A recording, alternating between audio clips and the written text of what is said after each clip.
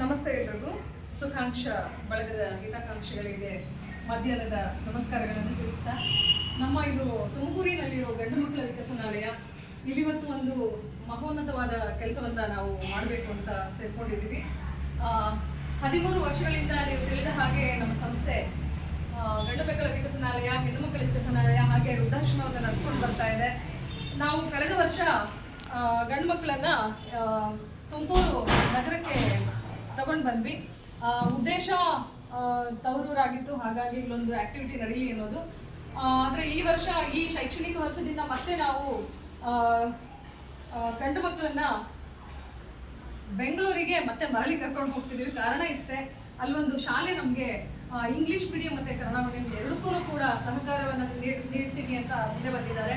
ಹಾಗಾಗಿ ಹೆಣ್ಮಕ್ಳು ಬೆಂಗಳೂರಲ್ಲಿ ಇರೋದ್ರಿಂದ ಗಂಡು ಮಕ್ಕಳನ್ನು ಕೂಡ ವಾಪಸ್ ನಾವು ಅಲ್ಲಿಗೆ ಕರ್ಕೊಂಡು ಹೋಗಿ ಅವ್ರಿಗೆ ಇನ್ನೊಂದಷ್ಟು ಹೆಚ್ಚಿನದಾಗಿ ವಿದ್ಯಾಭ್ಯಾಸವನ್ನು ಉತ್ತಮವಾಗಿ ಕೊಡಿಸ್ಬೇಕು ಅನ್ನೋದು ಆಗಿದೆ.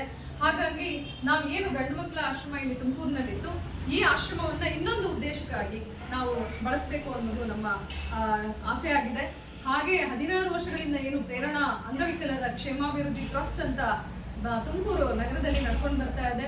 ಒಂದು 25 ವರ್ಷಗಳಿಂದ ನಾವು ನೋಡ್ಕೊಂಡು ಬಂದಿರುವಂತಹ ಹುಡುಗರು ಬಾಬು ಮನ್ಸೆ, ಹಾಗೆ ಮುರುಗೇಶ್ ಅಂತ, ಇನ್ನೊಬ್ರು ಶಬೀರ್ ಅಂತ, ಮತ್ತೆ ರೋಜಾ ಅಂತ ಹೇಳಿ, ಈ 4 ಹುಡುಗರು ಏನಿದ್ರು ಇವರು ನಡ್ಸ್ಕೊಂಡು ಬರ್ತಿದ್ದಂಥ ಸಂಸ್ಥೆಯಲ್ಲಿ ನಾನು ಒಂದು ಭಾಗ ಆಗಿ ಈಗ ಒಳಗಡೆ ಹೋಗಿದ್ದೀನಿ. ಯಾಕಂತ ಹೇಳಿದ್ರೆ ತುಮಕೂರು ನಗರದಲ್ಲಿ 40,000 ಜನಗಳಷ್ಟು ಅಂಗವಿಕಲತೆಯಿಂದ ನರಳುತ್ತಾ ಇದ್ದಾರೆ.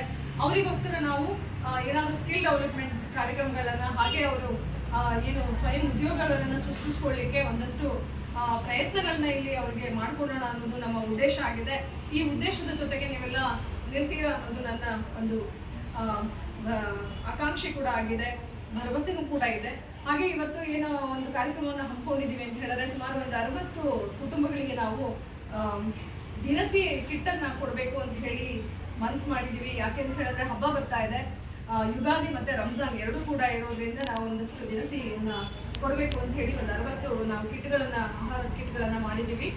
16ನೇ ವರ್ಷದ ವಾರ್ಷಿಕೋತ್ಸವ ನಮ್ಮ ಪ್ರೇರಣಾ ಅದು ಏನು ನಡೀತಾ ಇದೆ ಅದನ್ನು ಕೂಡ ಇವತ್ತು ಸಣ್ಣದಾಗಿ ನಡೆಸ್ತಾ ಇದ್ದೀವಿ. ಹಾಗೆ ಒಂದು ಕಚೇರಿಯನ್ನು ಉದ್ಘಾಟನೆ ಕೂಡ ಇವತ್ತು ನಾವು ಇಟ್ಕೊಂಡಿದ್ದೀವಿ. ಈ ಕಾರ್ಯಕ್ರಮಕ್ಕೆ ಶಿವಾನಂದ ಶಿವಾಚಾರ್ಯ ಸ್ವಾಮೀಜಿಗಳು ಬರ್ತಾ ಇದ್ದಾರೆ.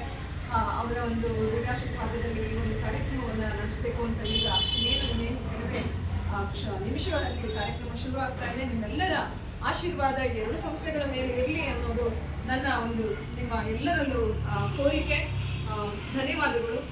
ಸದಾ ಜೊತೆಗಿರಿ ಅಂತ ಸುಖಾಂಕ್ಷ ವೇದಿಕಾ. ನಮಸ್ತೆ.